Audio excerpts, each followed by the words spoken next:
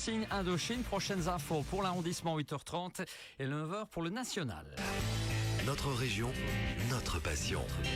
Le Galfagno-Temblève, un outil de dynamique territoriale au service d'une région d'exception.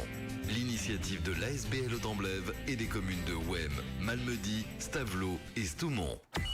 Impact FM présente le Galfagno-Temblève. Voilà, exactement. Nouvelle émission du Galfagno-Temblève. 6 des 8 projets ont désormais, je vous le rappelle, officiellement démarré dans le cadre du Galfagno-Temblève. Et après avoir reçu les nombreux représentants de l'ASBL Farmit, du parc naturel Haute-Fagno-FL pour les projets mobilité et notamment de Village Résilient, eh bien la responsable du projet associatif de la Ruche au sein même de la pile, nous allons parler du projet Valeur, ils ont notre bois et des invités ce matin, je vous les rappelle, Olivier Dethier, chargé de mission pour Haute-Temblève, également Marie Monville, coordinatrice du Galfa en binôme, avec Frédéric Chesley, coordinateur du Galfa et responsable de projet pour l'ASBL Haute-Temblève. Bonjour à tous.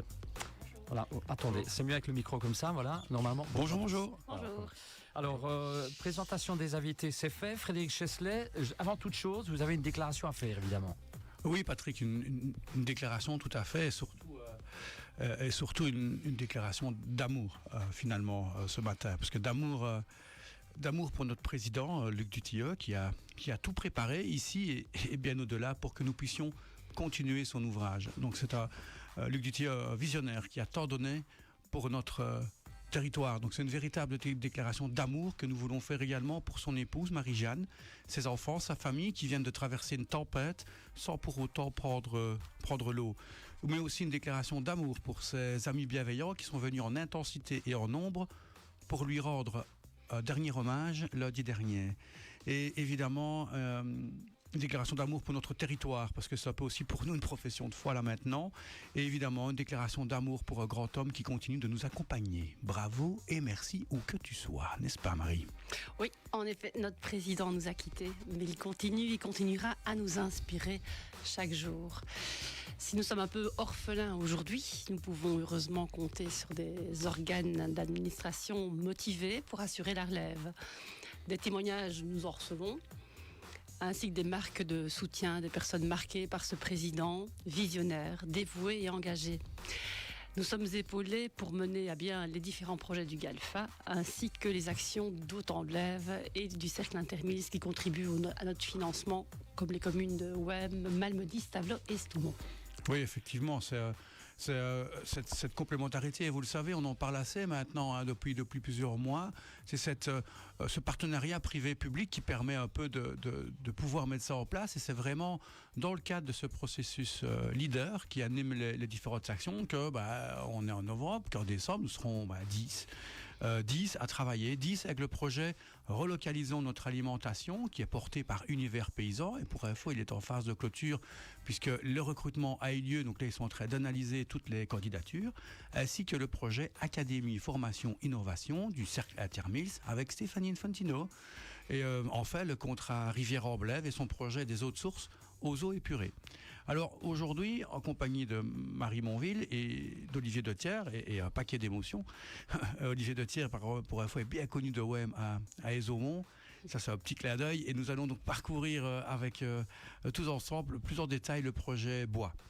Mais avant cela, depuis notre dernière émission, il faut bien se rendre compte qu'on n'a pas arrêté finalement. On a eu aussi l'occasion de participer à un intergal avec les 20 autres gals wallons et tous les chargés de mission. Et ça, je peux vous dire que c'était une sacrée réunion organisée par le réseau wallon de la politique agricole commune.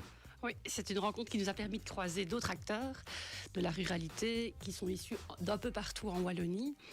Et on s'est mis en relation, et donc souvent nous partageons les mêmes préoccupations. Certains ont déjà entrepris des démarches et nous pouvons tirer des enseignements en fait, des pratiques des uns et des autres. Au fond, ça nous permet de mieux élaborer nos propres projets. C'est assez réconfortant d'ailleurs de croiser d'autres acteurs, d'autres provinces qui ont eu vent de la dynamique que nous avons initiée autour du bois et qui la prennent comme un modèle. Donc ça, c'est assez motivant pour notre nouveau chargé de mission, Olivier, qui nous a rejoint le 9 octobre dernier. Donc c'est un local, tout comme la filière que nous voulons booster. Il est ici à nos côtés. Et alors Olivier, avant toute chose, parle-nous de toi. Qui es-tu? Pourquoi avoir choisi cette mission? Le bois, c'est une passion pour moi sous toutes ses formes. C'est à la fois les forêts dans lesquelles on se promène, qui accueillent une vaste majorité de la biodiversité. C'est aussi un matériau de construction qui est tout à fait qui est exceptionnel à beaucoup de points de vue. Et évidemment, ça a souvent aussi le souvenir de la bûche qui nous réchauffe au coin d'un feu, qui illumine des soirées conviviales et chaleureuses. Donc à côté de ça, je suis évidemment passionné par la résilience territoriale aussi, donc les savoir-faire paysans notamment. Donc cette mission, c'était l'occasion un peu de mettre ma passion, ou plutôt mes passions et mes compétences au service de ma collectivité, ce qui m'est assez cher en soi. Donc c'est une mission qui est vertueuse tant pour la société, l'économie et l'environnement. Et avant de parler plus en détail des actions menées à venir, peut-être peux-tu nous expliquer le contexte, le réexpliquer, donc les grandes phases du projet. C'est un projet assez vaste et tentaculaire, entre guillemets, dans la mesure où le changement climatique, dont on parle souvent, entraîne de nombreux enjeux pour la forêt, comme pour le domaine de la construction par ailleurs, donc l'une et l'autre étant très présentes sur notre territoire. Donc, on a identifié 4 axes sur lesquels nous allons travailler en parallèle. Donc la diversification forestière et génétique pour faire face aux changements à venir, afin de garantir à la fois la présence forestière et la disponibilité de la ressource. Dans ce cadre-là, il y a beaucoup d'implications citoyennes qui sera recherchée pour notamment identifier et collecter des graines d'essences indigènes, locales, anciennes, quoi. Donc à côté de ça, il y a aussi évidemment la mise en valeur des artisans, des entreprises, donc valoriser le savoir-faire local avec les entreprises qui existent. Maintenant, il y a aussi une volonté d'aller créer de l'information auprès des jeunes et espérer créer certaines vocations. Donc dans ce cadre-là, on espère pouvoir collaborer avec les sections bois dans les différentes écoles, notamment l'IND évidemment, qui est très réputée à ce niveau-là. Il y a bien sûr d'encourager de la créativité, de remettre au goût du jour la diversité des essences, parce qu'aujourd'hui, on ne va pas planter de l'érable si on ne sait pas ce qu'on en fera demain. Donc c'est important de retrouver des savoir-faire liés à des essences diversifiées. Donc il y a vraiment, on a envie de créer de l'envie, de réenchanter un peu les imaginaires. Et pourquoi pas, dans ce cadre-là, organiser des expositions, des concours, vraiment pour remontrer toute la diversité qui se cache derrière le matériau bois, la matière en elle-même. Et tout ça derrière, c'est dans une logique de relocaliser donc la filière intégralement, donc pouvoir à la fois, la ressource elle est présente sur le territoire. Un des enjeux, c'est de pouvoir la transformer localement pour garantir aussi de l'emploi évidemment. On espère pouvoir compter sur les architectes de notre territoire pour impulser un peu la transformation du secteur et travailler avec eux pour créer de l'échange et de l'innovation, bien sûr. Voilà. Oui, au sein de cette fiche bois, vous l'aurez compris, il y a énormément de choses. Et l'important, encore une fois, c'est ce côté coopération et collaboration. Alors, on le dit tout de suite, c'est pas le rôle du GAL de définir quel lieu, quelle parcelle doit être coupée, pas coupée, ce qu'on doit planter. C'est pas le rôle du GAL et c'est pas le rôle d'Olivier en tant que chargé de mission. Par contre, son rôle, ça va être de rassembler, de pouvoir créer ce lieu, cet endroit où des gens qui peut-être ne seraient peut-être jamais mis autour de la table vont pouvoir se mettre autour de la table dans le but de travailler avec un objectif commun, c'est le territoire. Et le territoire, je le rappelle, c'est les communes de Wem, Malmedy, Stavelot et Stoumont. Et dans ce territoire, on l'oublie peut-être trop souvent parce qu'on n'ouvre peut-être plus les yeux, peut-être pour le moment la nature est magnifique en toute saison, mais plus de 50% du territoire est composé de forêts. Alors c'est une ressource, il ne faut pas être grand devin pour se rendre compte que c'est une ressource qui n'est pas inépuisable et c'est une véritable fierté de pouvoir, quand on habite cette région, mettre en valeur ce bois. Et alors Olivier, et vous n'êtes pas préparé à cette question, Olivier, vous avez parlé aussi du volet économique, du fait de réenchanter la filière, donc vous avez travaillé en collaboration avec l'Académie Formation Innovation aussi par rapport à ça. Et si vous aviez maintenant la possibilité de vous dire ok, vous avez des moyens et vous avez la possibilité de changer les choses, vous avez la possibilité de faire en sorte que toute personne puisse retrouver des matériaux locaux dans ses maisons, qu'est-ce que vous feriez ? Plus rien, puisque le boulot serait fait si tout le monde pouvait trouver. Donc c'est vrai qu'une des choses qui m'interpelle beaucoup, c'est que j'ai eu l'occasion de discuter avec des personnes qui avaient le souhait d'utiliser du bois local dans leur maison et qui n'y sont pas parvenus pour diverses raisons. Et donc justement aujourd'hui il m'est donné du temps et quelques moyens pour parvenir notamment à, je pense que c'est notamment ça que j'ai envie qu'il change, c'est que les personnes qui ont un souhait puissent le réaliser. Donc ça c'est vraiment déjà c'est important parce que ça pourrait être le cas, c'est déjà le cas, mais c'est vraiment trouver de l'info, donc relier hein. Ouais, c'est comme vous le dites bien, c'est relié. Il y a énormément d'entreprises qui sont extrêmement florissantes de la région aussi, qui travaillent dans tout ce qui est ossature bois, dans tout ce qui est bardage, dans tout ce qui est recouvrement, mais aussi l'ensemble de la filière. Et c'est aussi le fait de pouvoir connecter, et ça vous l'avez bien dit, pouvoir se dire, ok, il y a des pénuries de main-d'œuvre, comment est-ce qu'on va pouvoir être le projet bois en complémentarité avec les autres, faire en sorte peut-être que les jeunes reviennent travailler dans ce métier noble qui est le bois, mais qui peut être aussi la pierre. Hein. On a la chance d'avoir énormément, enfin 3 en tout cas, carrières principales dans notre région. C'est un véritable savoir-faire, une fierté pour la région. Et ce qui menace véritablement tout ce port d'activité, c'est la main-d'œuvre qualifiée. C'est le tailleur de pierre, ça va être aussi la personne qui veut aller dans les bois et travailler, et pas nécessairement avec des toutes grosses machines dernier cri, mais aussi peut-être avec un cheval de trait, peut-être avec des moyens ancestraux, et pouvoir assurer cette transmission. Alors cette transmission, vous y avez travaillé aussi, Marie, depuis de nombreuses années, mais pas avec la casquette GAL, mais aussi peut-être par passion. Le fait de revaloriser ce bois, c'est quelque chose qui vous tient à cœur. C'est aussi pour ça que vous êtes là, que tu es là aujourd'hui. Oui, tout à fait. Mais si je peux revenir à ta question précédente, moi je me dis qu'il y a des exemples aussi très inspirants dans des régions voisines. Pour moi, ce qui pourrait être vraiment heureux à terme, c'est de pouvoir lancer un projet comme le Xylolab qui a été développé dans les Vosges, où là, tu as des personnes qui ont l'intention de produire, qui voudraient avoir chez eux un objet et qui ne savent pas comment aboutir à cet objet en bois. Et donc, il existe des ateliers, comme ça, des laboratoires où on crée une connexion entre la ressource, le savoir-faire et la demande. Et il y a des exemples vraiment super inspirants.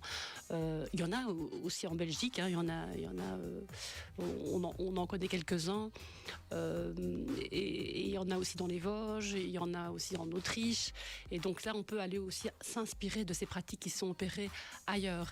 Et donc aussi pour revenir à ce que tu disais, c'est vrai que ici il y a depuis 2021 un souci de s'intéresser, de se réapproprier ce matériau bois que nous avons sous la main. Ça a été notamment le travail du collectif Forêt, qui depuis 2021, donc ce sont les communes de Stoumont, Trois-Ponts, Savelot et Malmedy qui quelque part collaborent à cette valorisation du bois. Et WEM nous a récemment rejoint, et finalement le GAL c'est une prolongation de ce qui a déjà été initié ces dernières années. Ça nous permettra d'aller plus loin dans le processus. Oui, c'est même, on peut dire au-delà d'une prolongation, parce que là, c'était lors des premières réunions, pour l'anecdote, effectivement, WEM ne faisait pas partie du collectif Forêt, donc ça c'est déjà une première concrétisation, c'est que WEM a rejoint finalement la dynamique d'une part, et outre cette prolongation, c'est aussi le fait de mettre tout en place pour y arriver. Alors cette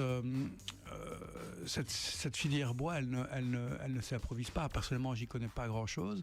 Et donc, la volonté aussi de Luc, ça a été de nous dire, écoutez, si on est face à un mur, faut pas se dire qu'il est infranchissable. Il faut regarder de quelle manière on peut le franchir. Si on n'a pas des escaliers à gauche, à droite, une porte cachée, ou alors, on va demander à des gens autour de nous comment on peut faire pour franchir ce mur. Et donc là, on a pu s'entourer d'un parrain extrêmement symbolique pour nous, et nous l'espérons pour lui aussi, c'est Norbert Nelles. Et là, Marie, vous avez pu travailler avec lui. Donc, aux côtés des personnes au sein du collectif Forêt, on a maintenant la chance d'avoir un parrain qui a une expertise et qui peut régulièrement nous réorienter. Parce que l'objectif, ce n'est pas de réinventer ou de refaire ce qui a déjà été fait, de faire le boulot à la place d'autres. Il y a des gens extrêmement compétents dans leur association, dans leur propre organisme, qui sont déjà dépendants de la région, par exemple, ou même du fédéral, et du SPOE.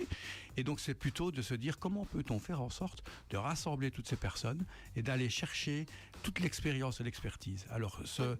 Ce personnage qui est Norbert Nellas a un rôle important à jouer pour nous, hein, Marie. Oui, tout à fait.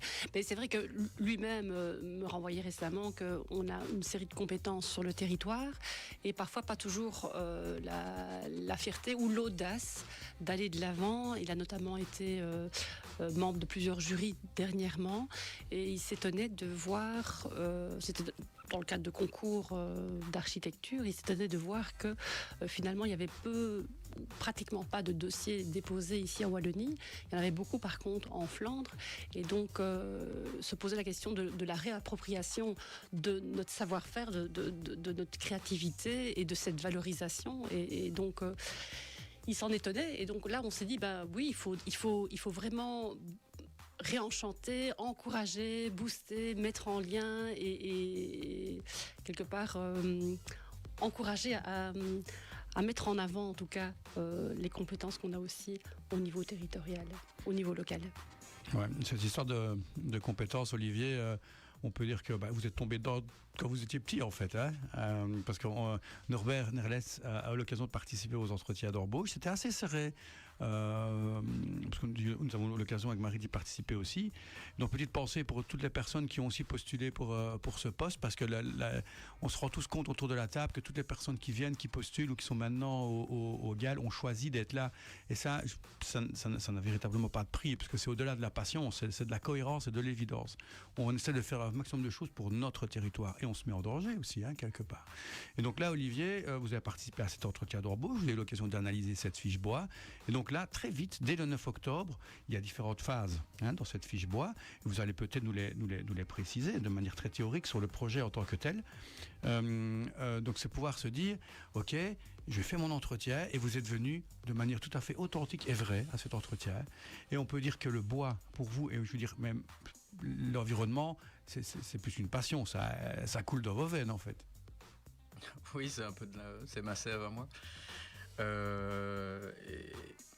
Et c'est vrai que c'est une évidence. C'est une évidence, notamment quand on fait face ou qu'on s'interroge sur les enjeux de notre époque. On a parlé de savoir-faire séculaire. Maintenant, ce qui m'interpelle, ce qui me passionne, c'est à quel point ces fameux savoirs séculaires sont en fait légèrement en train d'être perdus aujourd'hui et sont absolument primordiaux pour répondre aux enjeux de demain. On parlait par exemple du débardage à cheval, mais aujourd'hui on s'interroge énormément sur les dommages que les pratiques modernes ont, ou en tout cas l'impact qu'ils ont sur les sols et sur la difficulté que ça engendre à régénérer la ressource. On parlait tout à l'heure que c'est pas une ressource infinie, non, c'est une ressource qui en tout cas est sur le papier renouvelable, par contre, à la condition qu'elle soit renouvelée. Et donc le cheval là-dedans, c'est une des réponses qu'il faut absolument maintenir parce que aujourd'hui il reste une grosse vingtaine apparemment de débardeurs à cheval qui ont encore les compétences, les savoir-faire, les chevaux évidemment. Et c'est certainement demain dont on aura le plus besoin d'eux. Et donc c'est aujourd'hui, on a très envie de les soutenir dans leur profession, quoi. Après la pause, d'aller encore vraiment plus en détail dans le concret, hein, des actions que tu as déjà menées et du résultat à atteindre fin 2027. Est-ce que tu peux nous repréciser juste les 4 phases, les 4 étapes finalement de la fiche bois, juste les 4... les 4 étapes, les 4 axes. Les 4 axes. Ouais. Donc il y a l'axe graine d'or. Hein, donc tout à l'heure, c'est le petit nom qu'on a trouvé à la logique de la diversification à la fois. Donc on parle de forêts résilientes, de forêts mosaïques. Tout ça, c'est pour dire en fait aujourd'hui, on a des forêts qui sont dites monospécifiques. Donc on fait beaucoup. On a concentré nos efforts sur une seule essence qui était devenue emblématique, qui est presque un symbole pour la région de l'Ardenne, c'est l'épicéa. Et aujourd'hui, quelquefois on se rend compte qu'en fait les épicéas ont bien des difficultés à s'adapter, notamment aux sécheresses à répétition qu'on aurait tendance à oublier après une année comme pluvieuse comme celle-ci, mais qui ont vraiment mis à mal cette essence en particulier. Dont dépend en fait finalement la plupart des scieries, on n'a plus l'habitude que de celui-là. Et aujourd'hui, c'est important de diversifier la forêt, notamment pour ce point-là, bien sûr, ça c'est le point économique. Il y a aussi parce que... Et après, bon, ça c'est un choix personnel. Moi, j'aime bien les forêts diversifiées. Je trouve ça plus joli qu'une forêt trop ordonnée. Mais ça, c'est vraiment particulier à moi. Beaucoup de personnes adorent les forêts très, très ordonnées. Et ma foi, pourquoi pas.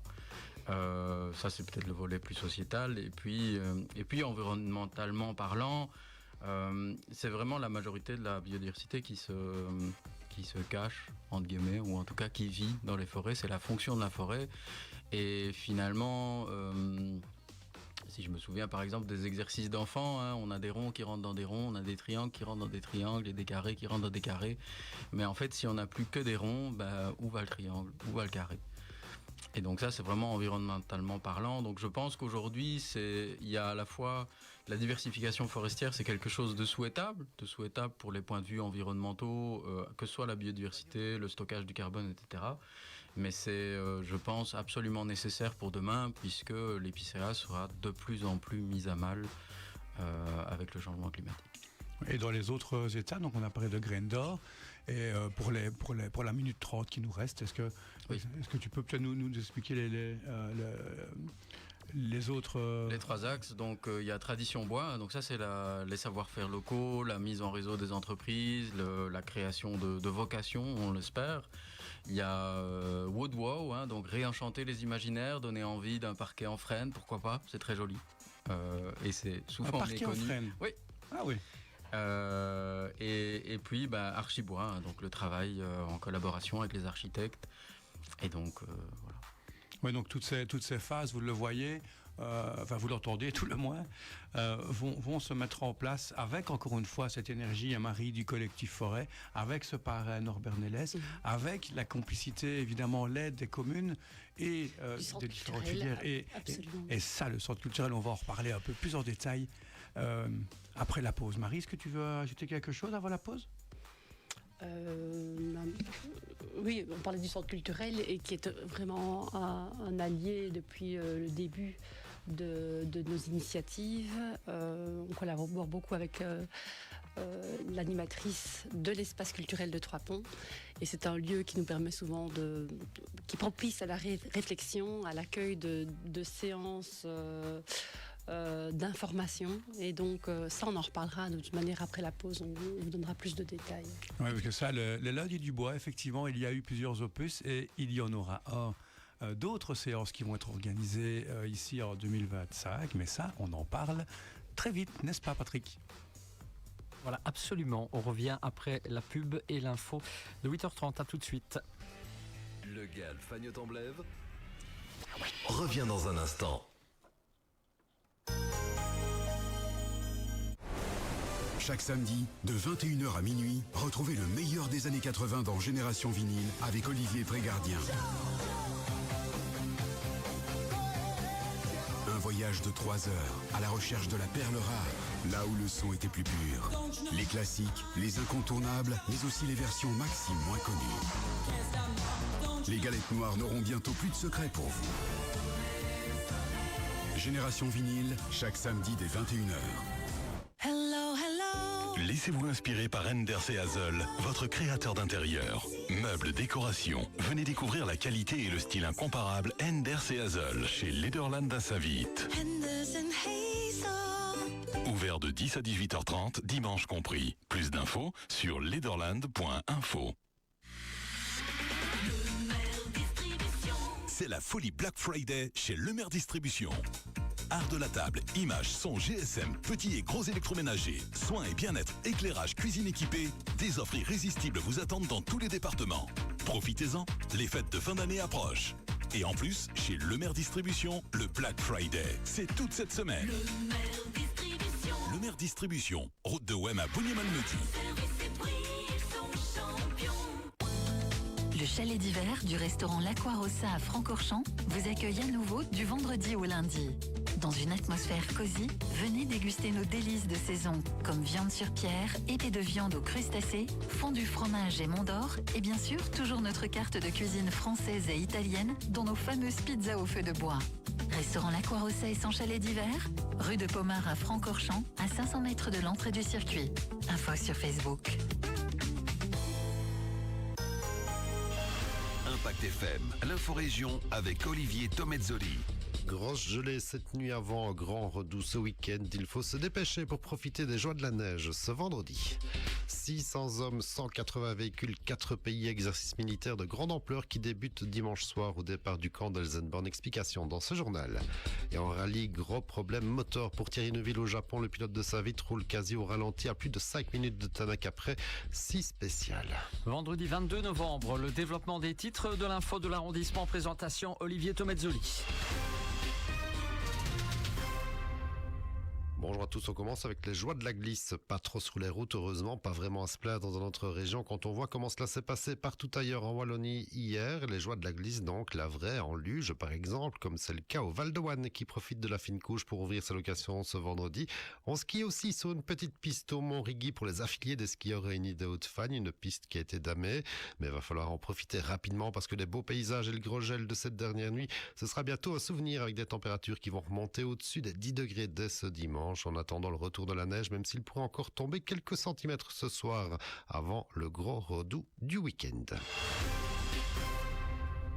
Et en ce temps de grisaille pour certains, on vous propose une belle éclaircie avec le nouveau palmarès des communes fleuries, avec un label Wallonie en fleurs décerné pour les efforts effectués par ces communes pour embellir leur domaine public. 72 communes wallonnes sont ainsi reprises au palmarès. On notera que 3 ponts se distinguent avec une 3e fleur obtenue cette année. J'allais suivre avec 2 fleurs devant Verviers, une petite fleur dans ce classement original pour cette année 2024.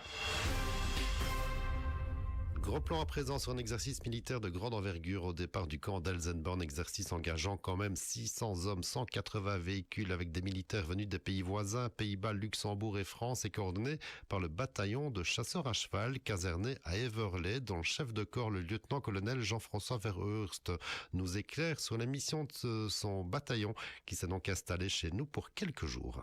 Les missions de base sont la reconnaissance, reconnaître le terrain, reconnaître l'ennemi, voir en avant de la brigade ce qu'il pourrait y avoir devant eux, observer, donc faire ce qu'on appelle la surveillance de différents points de passage, de zones particulières, etc. Et ensuite, on participe également à ce qui est transmission de l'information pour éventuellement de l'acquisition de cibles dans la profondeur pour l'artillerie, pour la force aérienne et autres. Et tout ça n'est possible qu'en faisant l'amalgame de toute l'information qu'on reçoit par le biais de l'analyse pour transformer l'information en renseignement. Et en pratique, cet exercice militaire débutera réellement dimanche soir jusque vendredi prochain. Il ne devrait pas y avoir de nuisance pour les riverains. Pas de combat prévu a priori. Le but étant de passer discrètement pour observer et engranger des renseignements. On va travailler sur plusieurs journées en partant de la région de Luxembourg, la région de Le Château, remonter vers Elsenborn avec des éléments qui vont reconnaître. On aura l'équivalent de plus ou moins 250 personnes qui vont reconnaître vers la région d'Elsenborn, avec de l'autre côté une centaine de personnes qui va jouer l'élément rouge pour essayer de simuler un ennemi, de réagir à ce qu'ils ont en face d'eux. Et ensuite, une fois qu'on aura fini cette première phase-là, on va simuler une contre-offensive ennemi rouge pour essayer de faire travailler notre personnel dans l'autre sens, en reculant tout en gardant contact avec l'ennemi. C'est un gros challenge pour nous aussi, mais je crois que tout le monde est bien préparé pour ça, la motivation est là. Et puis on s'est rendu compte à l'arrivée du personnel qu'il y avait vraiment cet engouement pour un exercice multinational, avoir envie d'essayer autre chose. Pour les Français, les Luxembourgeois et les Hollandais, c'est un nouveau terrain de jeu. Les Belges ont un peu plus l'habitude, mais je crois que tout ça fera que ça va se passer relativement fluide. En rallye, on croise les doigts en ce début de rallye du Japon pour Thierry Neuville. Les premières spéciales ont eu lieu cette nuit, décalage horaire oblige, et le pilote de sa vitre connaît de gros problèmes de puissance constatés sur sa Hyundai après avoir pourtant remporté la 2e spéciale du jour. Conséquence de ses ennuis de moteur, de turbo, Thierry est quasi au ralenti avec de gros écarts et plus de 5 minutes de retard au général après 6 spéciales. Classement mené par Ott Tanak, le seul qui peut empêcher Neuville de décrocher le titre mondial, mais le rallye est encore long, suspense jusque tôt dimanche matin.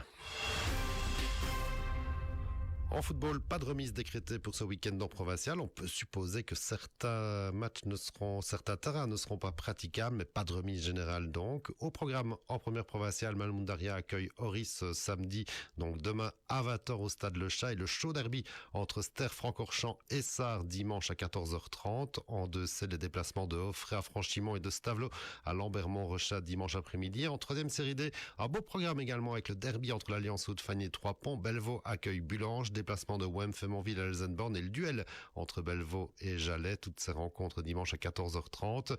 Et enfin, quatrième série F, derby entre Stavelot B et Wem Fémonville B. Demain soir, on notera encore le déplacement de Ster B à Walkenrad B. Ce sera dimanche après-midi. Résultats et enseignements de cette nouvelle journée de championnat, ce sera bien entendu dans nos éditions de lundi matin.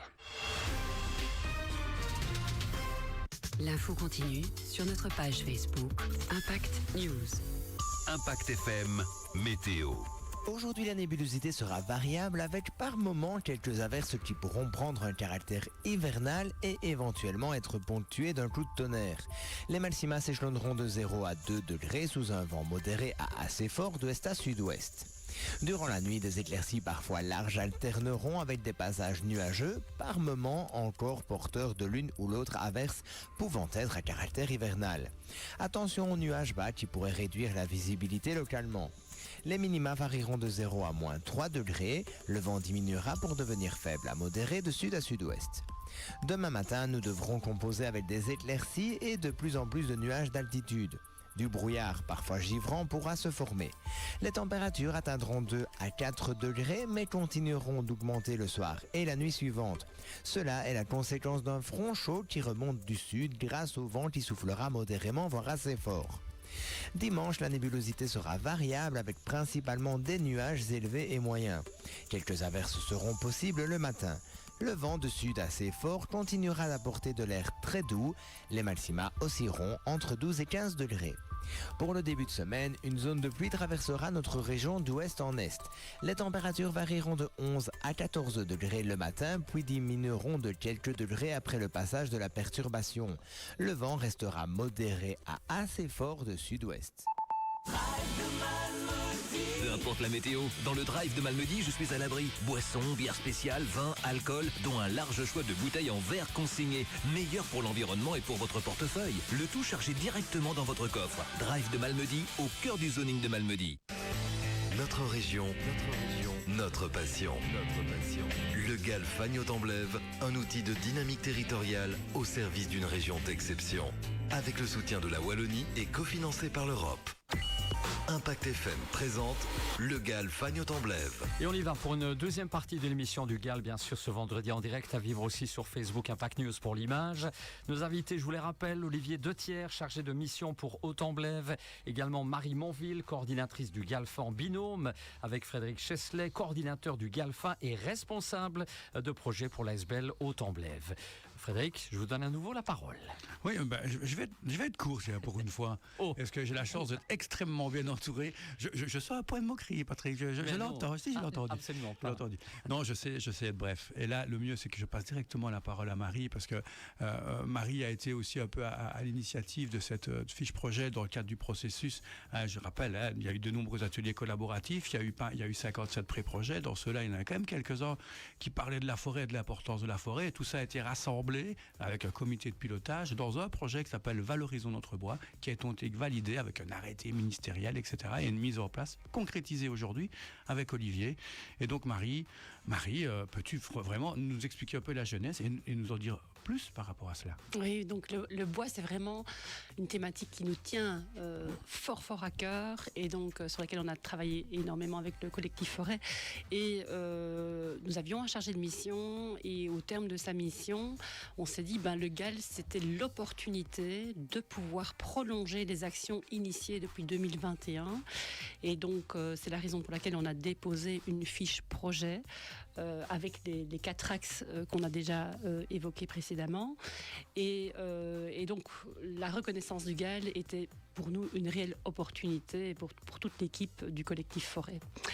Voilà, et donc pour rappel, c'est les communes de Stoumont, Stavelot, Malmedy et Wem qui sont concernées. Wem nous a rejoints au niveau du collectif. Et donc on ne part pas de rien. Alors Olivier, quelles sont ici les premières actions? Ça ne fait qu'un mois et quelques semaines, hein, donc voilà, on ne peut pas prétendre qu'on a déjà réinventé la roue. Et justement, ça, c'était quelque chose que je n'avais pas du tout envie de faire. Donc j'ai commencé par me replonger dans toutes les analyses de territoire pour en connaître, identifier les enjeux spécifiques. Il y a un truc qui m'avait un peu interpellé, c'était en fait la proportion, la place que prennent par exemple les champs et les forêts et en rapport avec la quantité d'emplois qui sont générés là derrière. Donc c'était un peu interpellant. Et puis en fait je me rends compte, par exemple hier je visitais une entreprise, c'était absolument fascinant. Ils fabriquent des charpentes en bois avec des portées de jusqu'à 70 mètres. Donc 70 mètres c'est quand même, faites ça en sprint, vous vous rendez compte à quel point c'est long. Et en fait ce qui était tout à fait interpellant dans ce cadre-là, c'était de voir qu'il y avait une 70aine d'emplois. Et finalement, à une époque, on aurait pu imaginer que la base de cette pyramide, c'était l'atelier, c'était les employés qui travaillent de leurs mains. Et en fait, c'est tout à fait l'inverse aujourd'hui. 60 employés sur 70 sont dans les bureaux, produisent le projet sur ordinateur, et il y a une petite dizaine de personnes seulement, parce que les machines sont terriblement performantes. Et donc, ça laisse avec des sentiments un peu discordants entre la fascination, évidemment, pour la performance de ces machines, de cette technologie, et en même temps de se dire, tiens, mais finalement, où sont les humains ? Enfin, ça pose un peu la question de la place de l'humain, et pourquoi pas dans la filière bois en général. On sait par exemple qu'on manque de bûcherons, de personnes qui sont encore à pied, entre guillemets, à faire leur travail. Donc c'est intéressant, c'est fascinant, intéressant, peut-être interpellant. Donc ça c'est vraiment... c'est hyper intéressant de participer à des rassemblements des acteurs, hein, pour comprendre la filière bois, en tout cas la Wallonie, les différents acteurs un peu qui dépassent notre territoire, pour finalement derrière se replonger dans notre territoire et l'intégrer dans des logiques beaucoup plus vastes. Parce que bien sûr, nous on aimerait bien faire en sorte que la filière elle travaille de manière aussi performante que possible localement, mais évidemment on reste connecté sur l'ensemble sur la Wallonie bien sûr, sur l'Europe également. Donc on a déjà aussi lancé, Marie l'avait suggéré tout à l'heure, on travaille beaucoup avec le Centre culturel Stavelot 3 Ponts dans l'organisation et la promotion évidemment des lundis du bois à venir, donc restez attentifs, les lundis du bois c'est vraiment quelque chose, ça va être notre première action vraiment concrète en fait, qui va rassembler beaucoup de personnes. Oui, donc pour parler pour poursuivre dans ce que dit Olivier, donc nous en sommes à notre 3e édition des Lundis du Bois. Et ces Lundis du Bois rassemblent un public toujours plus large d'acteurs de la filière autour d'angles de vue chaque fois assez variés. Et ces rencontres permettent aux différents maillons de la chaîne finalement de se côtoyer, d'échanger. Or, mettre en contact les producteurs, les transformateurs, les consommateurs, c'est particulièrement important si nous voulons parvenir à relocaliser cette filière. Et la première séance est donc fixée tout prochainement, le 9 décembre à 19h à l'espace culturel de 3 Ponts. Et nous allons parler de créativité et de bois dans l'architecture en compagnie d'experts d'ici et de Nancy. Et donc les architectes sont particulièrement ciblés cette fois et nous les invitons à nous rejoindre. Donc attention, c'est important de réserver préalablement sur le site du centre culturel car les dernières séances affichaient complet, donc ne tardez pas en tout cas à vous inscrire. Vous le voyez, l'intérêt est là. Tout le travail qui est mené comme ça en fond, dont on ne se rend pas toujours compte, parce qu'il y a des choses qui sont évidentes pour les personnes qui travaillent dans le milieu de la forêt et dans le milieu du bois. En tout cas, je peux vous dire qu'on en apprend tous les jours. Il a suffi qu'on aille passer un temps de midi, vous voyez, entre nous, au Gall, dans un petit coin de la région, en pleine nature évidemment, très rapidement. On s'est vite rendu compte que oui, comment ça se passe la forêt, est-ce qu'on peut y aller à cheval, est-ce qu'il y a en moto, est-ce qu'on peut y dormir, est-ce qu'on peut juste pique-niquer, est-ce qu'on peut organiser une balade comme ça pour le gamin ou pour la communion du petit est passé dans des zones privées ou publiques, on ne se rend pas compte que c'est extrêmement codifié et que là, et c'est toujours important de faire des rappels de base du code de la forêt. Alors, le code de la forêt, ça me fait penser à une chanson qui cartonne sur les réseaux sociaux pour le moment, mais je peux vous dire que c'est code de la forêt, moi j'ai appris ce mot il n'y a pas si longtemps et on en apprend tous les jours.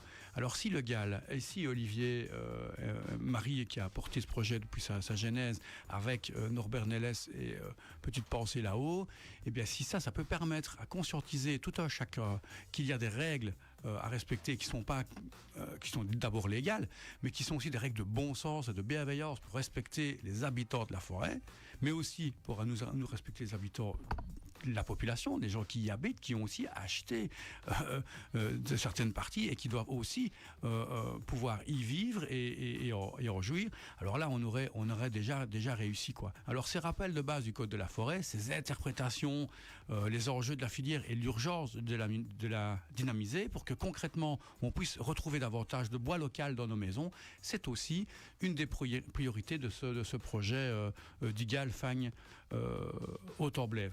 Alors Olivier, tu m'as surpris, on était en réunion un jour, on fait des réunions de coordination, à la base on était 2, puis 3, puis 4, puis 5, maintenant nos réunions de coordination on est quand même 7, on sera 10, je vous rappelle, en décembre, donc ça c'est aussi concret, et là vous m'avez surpris, vous avez été à une réunion de la filière bois, je crois, tu as été à une réunion de la filière bois je pense, et tu nous as parlé du PEB, de l'évolution, alors là j'ai vraiment des yeux grands comme ça, on ne se rend pas compte tout ce qui peut se passer en amont au niveau européen qui nous concerne bien plus que l'on peut l'imaginer. Et là, le GAL, Olivier, tu vas pouvoir être aussi un relais de cela.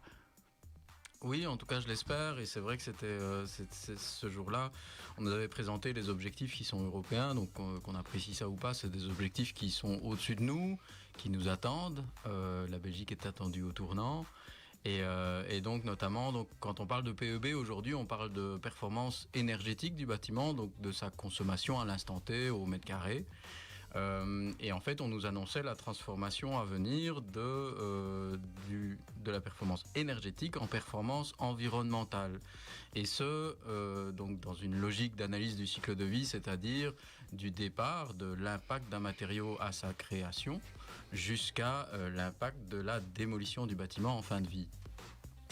Et donc ça change évidemment beaucoup de choses parce qu'aujourd'hui, typiquement, il y a certains isolants qu'on utilise aujourd'hui sont évidemment fabriqués à base de pétrole, purement et simplement, donc d'énergie fossile. Donc on utilise de l'énergie fossile pour économiser de l'énergie fossile. Il y a quelque chose d'évidemment légèrement interpellant sur le plan intellectuel. Et donc ça, c'est vraiment une révolution assez forte. Et au terme de cet exposé, en fait, le présentateur nous disait, voilà, pour lui, en 2035, on allait atteindre 75% de construction bois. Sachant qu'en 2020, on estimait à 7%, je vais quand même poser la question, mais comment est-ce que vous pensez qu'en si peu de temps, on va arriver à une telle massification ? Il m'a répondu que c'était purement et simplement par cadre législatif, normatif. Donc, par rapport à cette fameuse exigence très élevée de performance environnementale. Et c'est là que le bois, évidemment, répond à ce type d'enjeu, parce que le bois, on en parle souvent en termes de stockage de carbone, bien sûr, c'est la photosynthèse. La photosynthèse, c'est la base de la vie sur Terre, c'est simplement que les plantes parviennent à capter du gaz carbonique, du CO2, l'assemblent avec de l'eau qui passe par là, H2O, grâce à l'énergie solaire, c'est-à-dire rien du tout, ou presque, de tangible en tout cas, et produisent une matière, le glucide primordial, C6H12O6, pour le petit moment science du matin de rien. Mais donc, ce carbone se retrouve stocké là-dedans. Et donc c'est en ça qu'on dit que le bois, lui, il est, à minima, il est neutre. Donc quand il a poussé, il a capté du carbone atmosphérique qui nous ennuie tant aujourd'hui, et en fin de vie, au pire, il va le restituer. Et donc il est 0,0. Enfin, la question c'est est-ce qu'il est 0,0 ou moins 1,1, ce qui revient au même, c'est-à-dire il est neutre en carbone. Et donc c'est en ça que 75% des bâtiments demain pourraient être fabriqués en bois, parce que c'est le seul moyen d'atteindre un bâtiment qui, en termes de performance environnementale du bâtiment, soit pratiquement neutre, soit si peu impactant. Donc il y a vraiment un travail là-dessus. Et puis dans une autre présentation, l'autre fait qui était très interpellant, on a parlé de la renouvelabilité Je l'ai dit très lentement. Bravo. Ne pas se louper, de rien. Il l'a fait. Renouvelabilité. Oui, voilà, c'était bien de prouver que c'était pas si simple. Merci beaucoup. Et donc, en fait, on se rend compte que les taux d'échec à la plantation en forêt, entre 2007 et 2022, l'échec a doublé. Donc on est passé de 1 arbre sur 10 qui dépérissait suite à la plantation à 1 arbre sur 5. Ce qui quand même, c'est interpellant. Et ça, à nouveau, ce sont les sécheresses à répétition et les dommages pratiqués au sol. Donc il y a une espèce de tenaille qui se resserre entre la nécessité de la ressource du bois et sa disponibilité. Et donc c'est là qu'on espère pouvoir intervenir, l'utilité de soutenir la filière à diverses échelles, la nôtre étant l'échelle locale bien entendu. Ouais. Oui, donc cette ressource en bois, on a vraiment conscience qu'elle est précieuse, elle est à préserver, c'est une richesse de notre territoire et un véritable atout pour l'avenir encore plus. On en a encore plus conscience avec ce que nous rapporte ici Olivier. Et chaque fois, on se repose la même question, comment est-ce qu'on peut la préserver, la valoriser au mieux, comment en tirer le meilleur parti, avec qui, comment créer du lien entre les acteurs, parce que la filière, c'est quand même un milieu qui est assez, finalement, cloisonné. Et c'est assez étonnant même de constater que sur l'ensemble des GAL de Wallonie, donc il y a 21 GAL, nous sommes seulement 2 GAL à s'être emparés de ce sujet. Pourtant, le bois, il est partout autour de nous. Et donc, voilà, on peut s'interroger sur les freins. Quels sont les freins ? Pourquoi est-ce que on ne s'intéresse pas davantage à ce sujet ? Est-ce que c'est cette filière qui est trop cloisonnée, comme je l'ai dit ? Est-ce que c'est la connexion qui est difficile entre les maillons de la chaîne et en particulier entre les producteurs et les consommateurs ? Est-ce que c'est l'influence des marchés mondiaux, la temporalité de la forêt ou une incertitude totale face aux enjeux climatiques ? Il y a sans doute un petit peu de tout ça, finalement, au fond. Et donc... ces questions, elles sont au cœur même d'une petite enquête qu'a lancée Olivier. Et donc, lors des lundis du bois, on aura l'occasion de solliciter les participants. Et notre mission dans tout ça, c'est avec l'aide de partenaires professionnels, et il y en a de nombreux, on les met en lien, d'amener un peu de fluidité dans ce système et de réenchanter, comme on l'a dit déjà précédemment, autour de la ressource en bois et surtout de se la réapproprier. Alors, par rapport à la petite enquête, si jamais vous souhaitez la trouver, donc si vous avez le plaisir de mettre la main sur une des brochures qui explique le programme total du lundi du bois, faites attention, la lecture risque de vous donner très envie de nous rejoindre dès le 9 décembre. Moi, en tout cas, j'étais absolument impatient d'y être dès que j'ai lu le programme que nous avait concocté Edith Lambert, que je profite pour saluer. Donc, juste le petit point aussi, parfois on se dit, un lundi à 19h, enfin, comment est-ce que je vais faire, manger, sortir du boulot, etc. Ça commence même à partir de 18h par repas et bavardage. Donc, c'est vraiment une formule très, très conviviale. On peut se restaurer sur place. Ça fait partie de la participation aux frais qui est demandée. C'est 20 € par séance, 50 € pour les 3 séances. Donc c'est franchement pas grand-chose. On est gâtés, en tout cas à chaque fois, on avait été très très gâtés, très heureux de se retrouver. Donc vous pouvez même nous rejoindre directement après le bureau dès 18h. Vous ne vous inquiétez de rien, on s'occupe de tout. Voilà, et donc c'est à la fin de cette fameuse brochure, pour revenir sur l'enquête, il y a un tout petit QR code qui se planque sur la dernière page. Si vous le trouvez, vous le scannez et vous aurez accès à cette enquête. Voilà. Oui, et donc nous comptons sur vous, acteurs du territoire, tous concernés par le bois, à contribuer finalement à ce projet de valorisation locale que nous lançons avec le GAL. Valorisation de précieuses ressources. Alors soyez attentifs, nous vous donnerons encore régulièrement rendez-vous, et dans l'attente, nous vous invitons à penser bois local et nous relayer aussi vos préoccupations. Donc Olivier, il est là au GAL et il est à disposition quelque part pour vous entendre, et ça nourrira aussi notre réflexion en équipe par rapport au projet à développer. Oui, tout à fait. C'est vraiment ça, j'avais envie de pouvoir insister là-dessus. On ne va pas travailler à la place de qui que ce soit. Je pense qu'on a essayé de le suggérer. C'est l'occasion d'insister. On est là au service de notre territoire, de nos communes, de nos entreprises, de nos citoyens.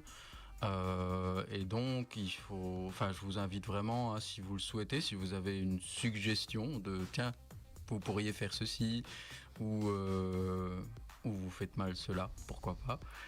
Tout est bienvenu, donc vraiment n'hésitez pas, je vous y invite, contactez-moi par mail, l'adresse est relativement simple, c'est bois, B-O-I-S évidemment, @haute-amblève.be, donc le fil de l'eau, l'Amblève, notre région. Ouais, tu m'enlèves les mots de la bouche, c'est le fil de l'eau, hein. C'est ça aussi la cohérence aussi pour nous, hein. C'est cette Amblève, cette eau qui coule donc de Wem jusqu'à Sprimont en fait, hein, Amblève, Bulange, hein, pour reprendre les communes germanophones avec un petit clin d'œil sur ce bassin hydrographique, parce que ce territoire dans lequel on vit est peut-être, et en tout cas certainement même la priorité, faire en sorte que dans un rayon de 20 km autour de nous tout se passe bien, et ce serait tellement plus beau, sans être utopique et naïf évidemment, mais et si c'était peut-être ça notre priorité, c'est faire en sorte qu'autour de nous tout se passe bien dans les différentes sphères de la société civile, et tout en décloisonnant finalement, hein, le côté environnemental, social et économique, et pouvoir se dire, et si on travaillait pour un but commun qui serait celui de notre territoire, celui du bassin hydrographique de l'Amblève. Alors merci beaucoup. Marie, est-ce que tu souhaites un petit mot de la fin, un petit quelque chose, un petit clin d'œil à faire? En tout cas, votre clôturer. Juste dire que c'est un plaisir de travailler en équipe avec notre nouveau chargé de mission. Et je pense qu'on va faire du bon boulot ensemble. C'est assez prometteur. Oui, c'est vraiment ça, c'est le mot plaisir. C'est le mot plaisir qu'on a et le choix qu'on a eu toutes et tous ensemble d'être dans cette aventure. Alors la prochaine émission aura lieu le 13 décembre, le vendredi 13, on a peur de rien. On parlera plusieurs détails du projet Éco-Vallée qui va mêler communication et en même temps structure de la simplification administrative qu'il y a derrière le GAL, et le fait de pouvoir se mettre à disposition d'une plateforme pour les citoyens, pour les informer de tout ce qu'on fait. Parce que pour le moment, on avance à grands pas, on consolide les liens avec les administrations fonctionnels, les ministères et les communes. Vous savez que les gouvernements sont en cours de composition. Vous savez à quel point ça peut être compliqué d'avancer dans ce moment-là. Eh bien, les énergies sont quand même positives et on y arrive. Pareil au niveau communal, il y a l'installation des nouveaux collèges et conseils qui auront lieu ici début décembre. Et malgré ça, la dynamique est toujours en place. Les élus qui étaient au sein du GAL sont toujours motivés et le seront toujours, et les nouveaux le sont déjà. Et ça, c'est quelque chose qui nous porte. C'est le soutien que les communes nous apportent, nous donnent. C'est ça aussi qui nous fait vibrer. Ça, on aura l'occasion d'en reparler donc le 13 décembre pour le projet Éco-Vallée, et également le projet Académie qui, lui, va être axé nettement plus sur le volet économique et comment finalement mettre en place des solutions pour pallier au manque de main-d'œuvre dans notre territoire, et comment faire pour consolider les liens avec la communauté germanophone qui rencontre également les mêmes préoccupations. Tout ça, c'est au programme de l'émission du 13 décembre. D'ici là, on peut que vous souhaiter une excellente journée, de continuer à faire sens dans vos actions. Si vous avez la moindre question, n'hésitez pas à consulter le site galfa.be. On doit évidemment le mettre à jour. GALFHA, on avance plus vite que la capacité qu'on a à mettre en place les moyens de communication. Toute grosse pensée pour les différents partenaires qui nous accompagnent et bénéficiaires des différents projets, et une pensée particulière évidemment à notre petite déclaration d'amour que nous avons fait en début d'émission. Merci à toutes et tous pour votre écoute. Le GAL Fagnotte-Amblève vous donne rendez-vous le mois prochain.